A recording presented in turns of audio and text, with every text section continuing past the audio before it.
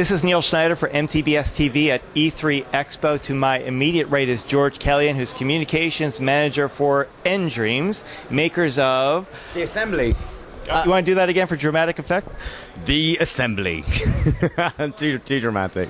Wonderful. So let's talk a little bit about nDreams first. Sure. Am I correct that you're developing a specialization in virtual reality? That's right. We are now the UK's largest developer solely focused on creating virtual reality games and experiences. We are set up of around about 35 people, about 25 full-time development staff are working on the Assembly. Then we have some support staff and some other staff as well. Okay, so now it's time to talk about the Assembly. So the Assembly is our virtual reality adventure game. It's all about mystery, and we've incorporated a dual character perspective. So you'll be playing as two people. You've got Madeline Stone and Cal Pearson. Madeline is a behavioral psychologist who is brilliant and intelligent and very self-assured, but totally out of her depth when it comes to the Assembly. And you might be asking yourself, what is the Assembly? The Assembly is a collective of scientists who are very much about the pursuit of knowledge for the sake of knowledge. They love progress for the sake of progress, discovery for the sake of discovery, but what they don't love is government oversight, and they're even less fans of society's morals. They operate very much in a morally grey area, which is where players of the Assembly will spend most of their time. We also have Cal Pearson. He's a virologist who joined the Assembly some time ago to do great good for the benefit of mankind, or humankind, I should say, but has lately been starting to think that perhaps his research isn't necessarily being used for altogether legit reasons, and now he's looking for a way out. However, whilst it's tough enough to join the Assembly, it's even harder to leave. And our story begins with Madeline being abducted by the Assembly, being run through a number of tests to see whether or not she would make a good initiate, and these tests are being unwittingly run by Cal, who is just trying to escape. It strikes me, what kind of GPA do you need to become part of the Assembly? I think you'd need at least 2 PhDs. And do you apply, or do you get applied? I think they are one of those organizations that would be reading your Facebook and following you on Twitter and making a determination from that. Does it pay well? I don't think money is very much of an object when it comes to the Assembly. They've got what seems to be near limitless resources and are perfectly capable of generating resources from scratch.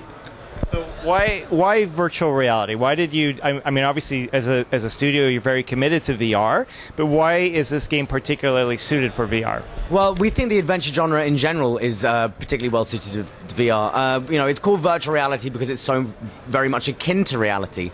In real life, you go around environments, interacting with people and objects, and being observant, and in virtual reality it works so much better thanks to the level of presence and immersion that you have.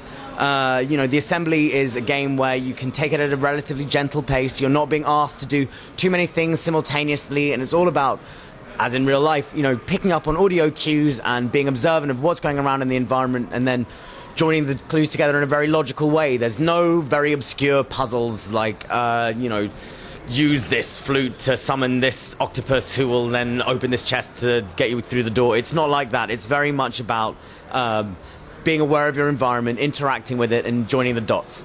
So let's talk a little bit about the interaction. Now, this is still, I think it's still fairly early stage because the solutions are still coming to market. So what solutions do you plan to support at this point, and have you put some thought into, you know, input control with this? Yeah, sure. So at the moment, we have gamepad support in the game. Which is fantastic, and obviously, you know, we know that for a fact that, you know, every PlayStation 4 out there is going to have a joypad. Equally, Oculus Rift will be launching with an Xbox One pad, and that's great. And we want the game to be as fun to play as possible on a joypad. But we are very, very excited about incorporating motion control. We'll be supporting the Vive sticks. We'll be supporting PlayStation Move. We'll also be supporting Oculus Touch, and it's with those kind of interactions where you can have your hands in the experience. It amplifies that sense of presence, and you can interact with objects in 3D space using three-dimensional movements. You know, at the moment, you know, if you want to pull out a drawer or move a beaker, you are pressing a button. But it would be so much cooler and so much more lifelike and just wowish, if that's a word that isn't to do with World of Warcraft. If you could reach out and pull stuff towards you or push stuff away from you, or lean in towards a microscope rather than necessarily press an A button to bring up that field of view. So yeah, we're very excited about incorporating motion controls into the assembly. Now, as a studio, again, very much VR focused or VR committed, will this game support traditional platforms as well, or do you want it 100% VR? At the moment, we are developing the game with 100% with VR in mind. Beyond that, I can't really say. We literally haven't thought about it. It's very much a VR-only game at the moment. Can you speak to how the studio came to be? I mean, it's a big commitment to go into virtual reality, let alone 100% virtual reality. Can you share your story? Sure, absolutely. So our CEO, Patrick O'Lunig, he has a background as being a creative director at Eidos SCI, where he worked on such titles as Hitman Blood Money and Tomb Raider Legend and Operation Flashpoint. Before founding nDreams, where he was very interested in virtual worlds. And so as a studio, we spent a lot of time creating content for PlayStation Home. And then Patrick, through his contacts at Sony, got introduced to Morpheus and also had a look at an early access look at Oculus Rift, and immediately came back and was like, that's it, this is the future. We're completely changing the direction of the studio immediately, and we're totally focused on VR because he and we feel that it really is it's just the most exciting thing to have happened in gaming since 2D went 3D, and there's nothing else we'd want to work on. Now, has your team, your development team, have they been learning a lot about VR, like more than they anticipated going in? I mean, I imagine it's very experimental. You're very, it's a big game to put together, and you don't have to go into all the technicalities of it. But would you say there's been a large learning curve to getting this all work? Absolutely, and it's not. I mean, of course, there's the design learning curve. For example, how does one move around in 3D space when you're still sat physically in one space? How to make it comfortable, how to make it engaging and appealing. I mean, when we demo the assembly, usually we're using it on swivel chairs so that people can physically move around. And also, there's the fact that we've been trying to hit a moving hardware target. When we first started developing the assembly about 18 months ago, I think. Oculus was still, much earlier on in design. Morpheus was still very much 1.0, and Vive, no one knew about. And that has been, it's been an interesting challenge, but it's one where we feel that we've learned so much from making it that we've become all the better for it. Certainly, we're going to take all of these learnings that we've taken, that we've incorporated from over the last, year and a half of development, moving forwards into any future projects that we make. And we're just very excited to see VR go from this kind of like nascent device where you could see the potential, but you had to more or less theorize it, to the potential literally potential in your face. That's wonderful. Now, I normally I would ask you, when's the game going to be released? But then there's the big question of when's the hardware going to be released, and you don't want the game before the hardware. Do you have some ideas of when things are going to happen? Absolutely. So we are aiming to be a launch title for all three of HTC Vive and Oculus Rift and PlayStation Morpheus.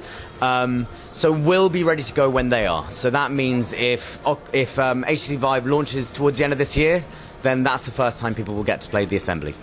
There's going to be, I'm sure there's going to be other solutions coming out to market. It's a very young industry.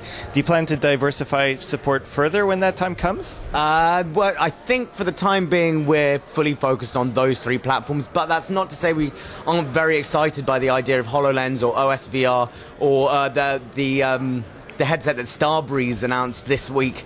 These are all very interesting options for us, but I think for the assembly, we don't want to bite off more than we can chew. We want to deliver the best possible product that we can the first time round, and so right now we're focused on those three headsets. Well, excellent news. I'm very excited to see how this turns out.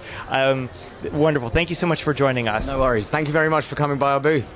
Wonderful. This is Neil Schneider for MTBS-TV at E3 Expo 2015. Thank you for watching.